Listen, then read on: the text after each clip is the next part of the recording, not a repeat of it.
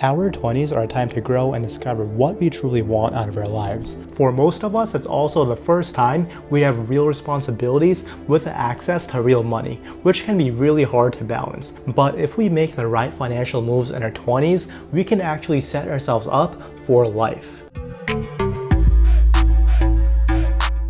Hey everybody, my name is Hisham Khan and welcome to Income Over Outcome, where I give you college, career, and of course, personal finance tips. I know there are a bunch of videos out there on money mistakes made in your 20s, so I watched a lot of them to see if I could add more value. Now, most of these videos talk about saving for retirement by putting money in an IRA, 401k, HSA, not going into a bunch of credit card debt, not spending above your means, and things that I feel like most of us already know. So I'm not going to give you a basic list of things you can just Google. Instead, I'm going to share 5 money mistakes I've made in my personal life and have seen people close to me make. Hopefully, you can learn something from them. Number 1 is actually something I'm working on right now, and that's not being complacent when you get your first financially stable job. When you go from being a college student with no money to earning a solid paycheck, it's really easy to become comfortable with your life. A few months ago, I realized all I really did was work during the week, binge watch Netflix, and go out every single weekend. I wasn't providing any value for myself or others beyond my day job. To be clear, I'm not knocking that lifestyle. There's a lot of people who are perfectly happy living that way. It's just not for me. When you do the same thing day after day without even thinking about it, you lose track of time. And that's how people get to their 60s and realize they've never actually accomplished anything that truly makes them happy. And that's not something I want to happen with my life. I actually want the financial freedom to live my life the way I want. I realized that when I became complacent with my career, knowing that my bills would always be paid, I stopped challenging myself,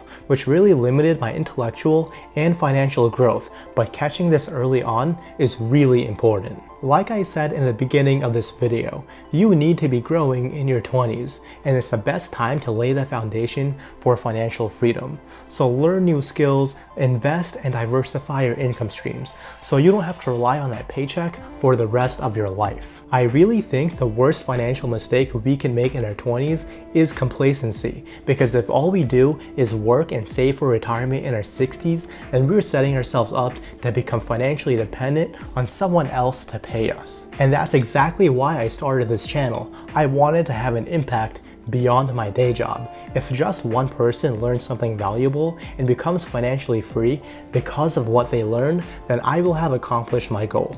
So don't be complacent, or else you'll be that person working a job you dread until you have gray hair. The second thing is trying to get rich quick, which is something I definitely tried to do before I knew any better. I feel like a lot of us have been there, Googling how to make money, the best ways to become a millionaire, and things like that. And that led me down the path of watching investing gurus, buying into penny stocks, and joining a bunch of random penny stock picking groups. Now, I actually don't regret this, because I was very careful and didn't lose any money, and it taught me a huge financial lesson. There is absolutely no shortcut to building wealth and passive income. Anyone who promotes that you're going to get rich by buying penny stocks, drop shipping, or any of the other get-rich-quick schemes out there just want to profit off of your ambition. Most people aren't as lucky as me. They get caught in these get-rich-quick schemes and spend a ton of money on courses by gurus that actually provide no real value. 99% of people who try to get rich quick lose money. The key is actually to invest in yourself. All you have to do is learn to become financially literate, stop trading your time for money, and be patient. You're going to build wealth faster than you think. Mistake number 3 is student loans. Now, I'm pretty sure everybody regrets taking out student loans, but I think the big mistake is paying them off slowly once you have them. The student debt crisis is absolutely out of control, with over $1.6 trillion of student loan debt plaguing the nation. And I know so many people earning $50,000 or $60,000 that have around $30,000 of debt.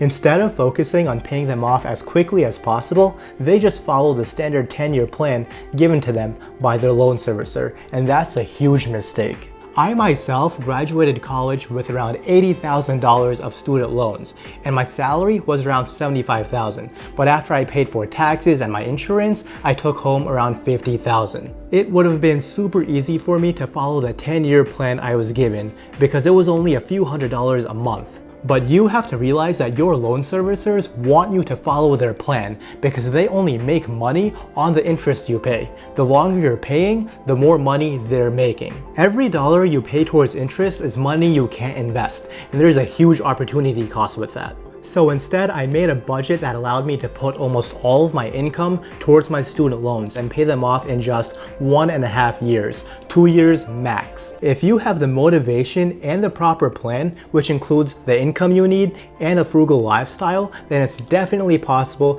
to pay off your student loans quickly, and I'm living proof of that. Then you can work on building passive income and investing for yourself, instead of paying your hard-earned cash to someone else throughout the prime years of your life.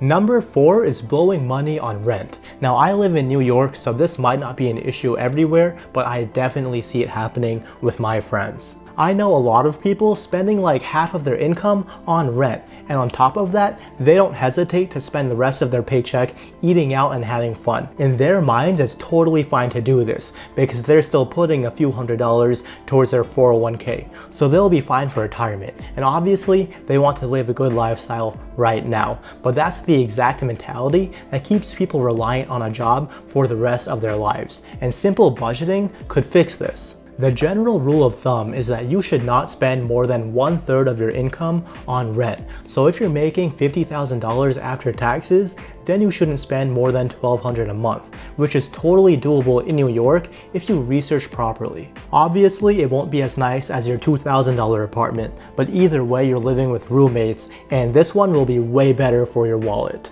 If you follow the 1/3 rule and you're frugal with your spending, then you can easily invest 50% of your income, and that's what building wealth is all about. Let's say you're making $50,000 in your 20s. Well, if you're able to invest $1,800 a month during that time, you would have over $300,000 in your 30s. And if you keep that up, then you could have over $2.5 million before you're 60. Number 5, and the last thing on my list, is building credit, which is something I talk about all the time because it's so important.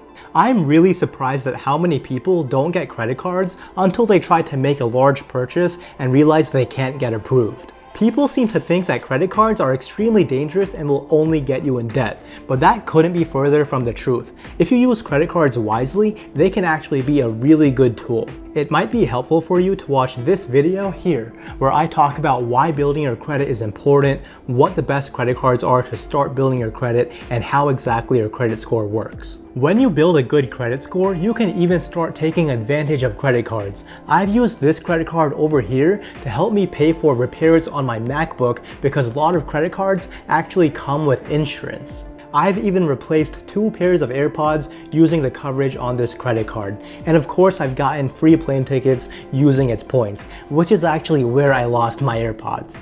I really appreciate you watching to this point of the video. If you found anything helpful at all, be sure to hit that like button and subscribe if you haven't already. Let me know what videos you want to see in the future and leave any questions or comments you have because I look at them all. And of course, I'll be posting another video on Friday. But until then, take care.